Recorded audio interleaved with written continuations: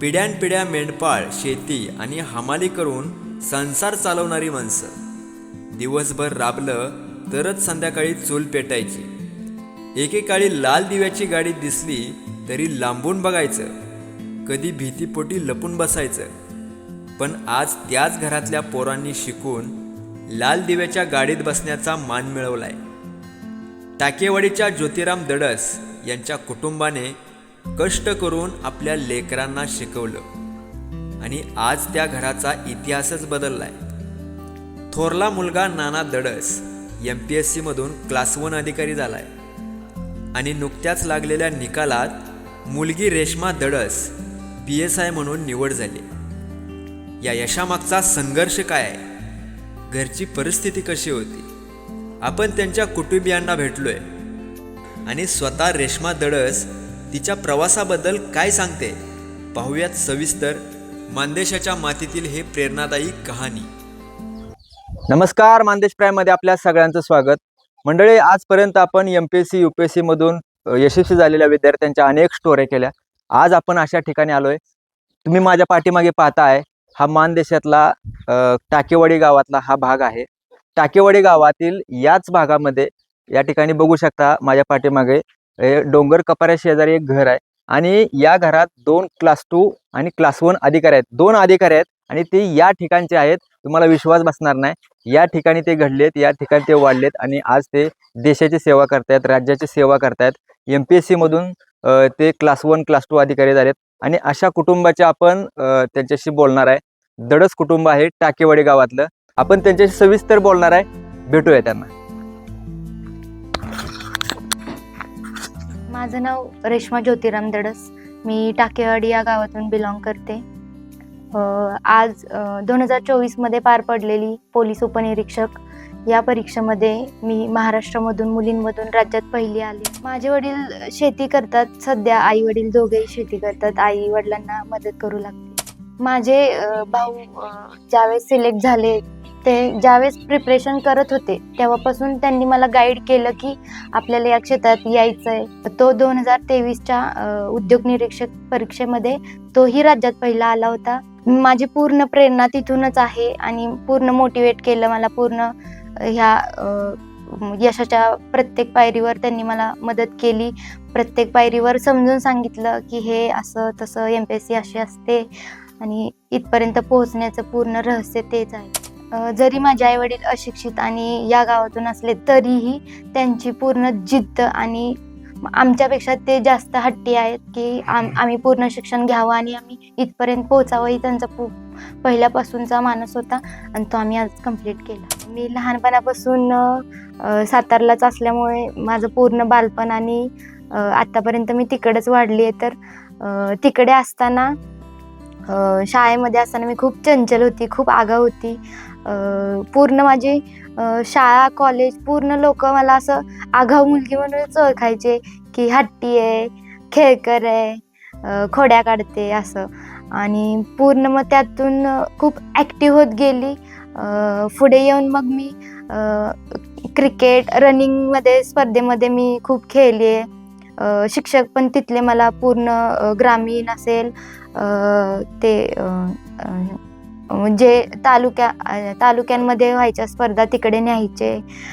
तिथले लोक पण मला लहानपणापासून असे बोलायचे की तू काय करते, तू काय करते. तर मग ते प्रत्येक वेळी मला जे लोक भेटायचे ते मला फक्त पॉझिटिव्ह वेनेच माझ्याकडे बघायचे. त्यामुळे मला पूर्ण लहानपणापासून आत्तापर्यंत असं वाटलं की मी खूप पॉझिटिव्ह आहे, मी कधी फेल नाही जाऊ शकत, मी जे करील ते कम्प्लीटच करीन.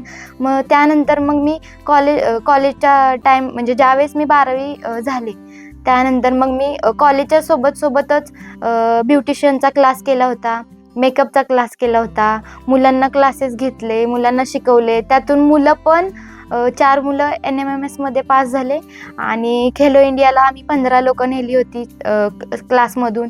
जे की मला लहानपणापासून माझ्यात खेळाडू वृत्ती आहे मी त्यात बघितली आणि त्यातून 2 मुली आता नॅशनल खेळत आहेत, श्रावणी कांबळे आणि साक्षी वाघमळे म्हणून.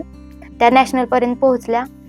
मला त्याचा खूप अभिमान वाटतो की मी तिथं जाऊ नाही शकले पण माझ्या थ्रू त्या गेल्या.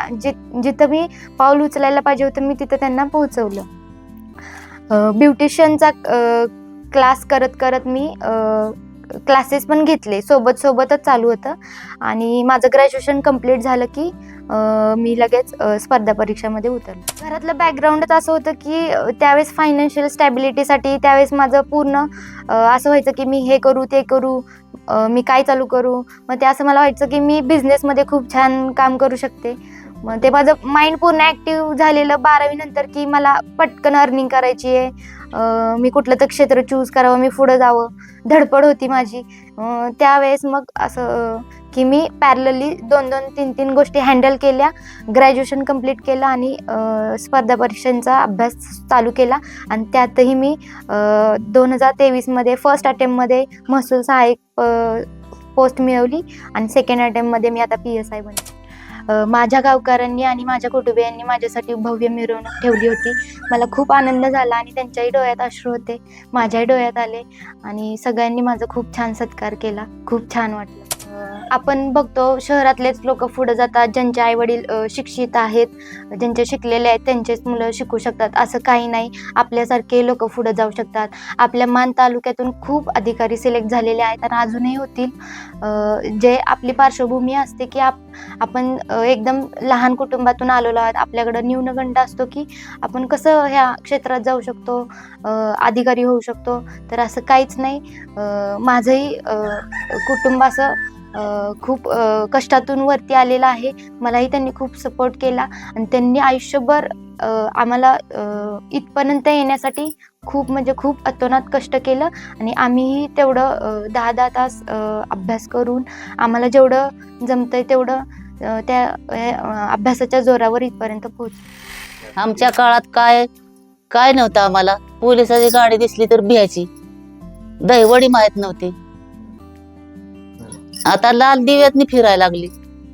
पहिला काळ लय गरिबी, मोठी घरपडी, हमाल केली शेतीत, पण बाजारपेठेला बी हमाल केली आणि हे पोरं पुण्या शिकले. आमची अपेक्षा होती मुलांनी चांगलं शिकावं, आम्ही करतोय कष्ट ही त्यांनी करू नये. भरपूर त्रास झाला मुलासनी शाळा शिकवण्यासाठी. पैशाच्या अडचणी होत्या, ते कशा केल्या ते पण असंच आपलं कष्ट करून मजुरी करायला. हो. तुम्ही काय काय काम करायचं ते पण सांगा. ते असताना काय बांगलाचं काय बी करायचं असं, ऊस लागण करायची, सोयाबीन काढायची, गहू काढायचं, ज्वारी काढायची, हरभरा काढायचा. माझं नाव ज्योतिराम दादू दडस. माझी मुलं आता अधिकारी आहेत. मुलगा माझा उद्योग निरीक्षक आहे, अधिकारी. मुलगी आता माझी PSI झाली. दोन्ही मुलांनी माझं महाराष्ट्रात पहिले आले ते. काय तुम्ही काम काय करता? मी शेती काम करतो, भाजी विकतो. शेतीत आपलं शेतीचं काम असतं ते करतो. पण हे पहिल्यापासून सुरुवातीपासून ते पायावरच गेलो. सुरुवातीपासून जशी 10वी झाली तर मी ते पाया धरलो. म्हणजे मला मार्गदर्शन मिळत गेलं चांगल्या माणसानं. माझा होता की हमालीचा विषय, तर मी कष्टाला कुठल्याही नाही म्हणत होता, काही का काम होतं. म्हणजे या विषयात कंटाळा नव्हता मला. माझं नाव नाना ज्योतिराम दडस. मी आता उद्योग निरीक्षक म्हणून पालघर इथं कार्यरत आहे. तर माझी बहीण रेश्मा दडस ही आता PSI झालेली आहे. तर ह्या गावची पार्श्वभूमी म्हणजे कसं, पहिल्या काळात कसं हमाली किंवा ड्रायव्हर हेच फक्त म्हणजे गावातनं जे लोक बाहेर जात होते, तर ह्याच उद्योगात फक्त म्हणजे त्यांना संधी भेटत होती. तर त्याच्यानंतर जे आता जे आपली पिढी आहे, तर त्यातमध्ये आता माझा मावस भाव आहे बापूराव दडस, तो DYSP आहे. मावस बहीण आहे, ती पण मुख्य अधिकारी क्लास 1 CO आहे. तर हे आता आपल्या ग्रामीण भागातून असे अधिकारी घडत आहेत. आता जर आपल्या गावातल्या मुलांनी तर आता जे जुने व्यवसाय म्हणजे संधी भेटत नव्हत्या, तर ह्या आता नवीन उपलब्ध झालेत. आपल्या शिक्षणाने वेगवेगळ्या संधी उपलब्ध केल्यात. तर त्या संधींना हे करू शकतो आपण की संधींचा फायदा घेऊ शकतो आणि त्या संधीमध्ये आपण उतरू शकतो. आणि कष्ट केलं तर आपल्याला यश भेटणारच आहे. आणि ह्या ग्रामीण भागातून आपल्याला वेगवेगळे नवीन हिरे चमकताना दिसतील पुढच्या काळात. माझे नाव कोमल नानासाहेब दडस. ह्या PSI झाल्या त्या माझ्या नणंदबाई आहेत छोट्या, ह्यांच्यापेक्षा त्या छोट्या आहेत.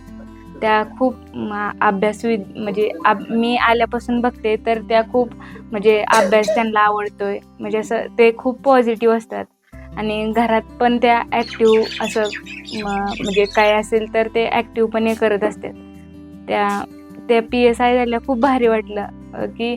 आणि आमचं लग्न होऊन 1च वर्ष झालंय, त्यामुळं कुटुंब पण खूप छान आहे, घरातली पण खूप छान आहेत, ताईंचा पण अभ्यास वगैरे ते सगळे छान आहेत, म्हणजे त्यामुळं खूप छान वाटतं. माझं नाव दत्तात्रय नाना दडस. मी या टाकेवाडीचा रहिवासी आहे. आणि मला जशी रेश्मा दडस ही PSI झाली असं कळलं की मला फार आनंद झाला मनापासून, की मला तिचं एवढं कौतुक झालं की माझा हा समाज हा विखुरलेला असायचा. काही दिवस मेंढराच्या मागं 6-7 महिने जायचा, काही दिवस ऊस तोडणीला जायचा, काही दिवस ज्वारीच्या मागं काही दिवस काढायचा. ती आमच्या समाजाला शिक्षणाचं माहीतच नसायचं, शिक्षणाचा गंधच नसायचा.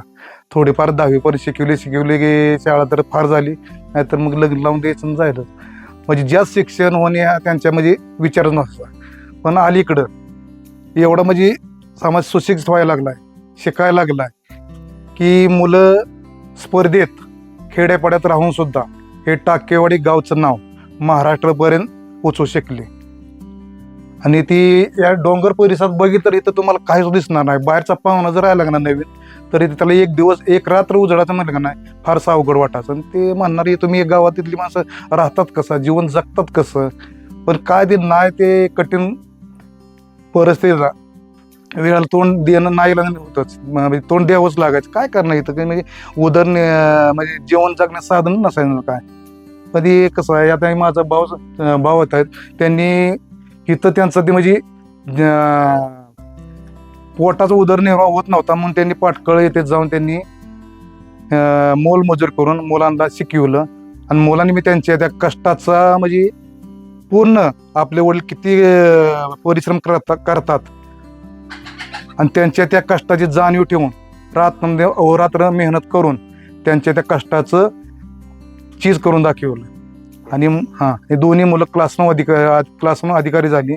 त्यांनी टाकेवाडी गावचं नाव महाराष्ट्रात उज्ज्वल करून दाखवलं आणि आम्हाला फार अभिमान वाटला.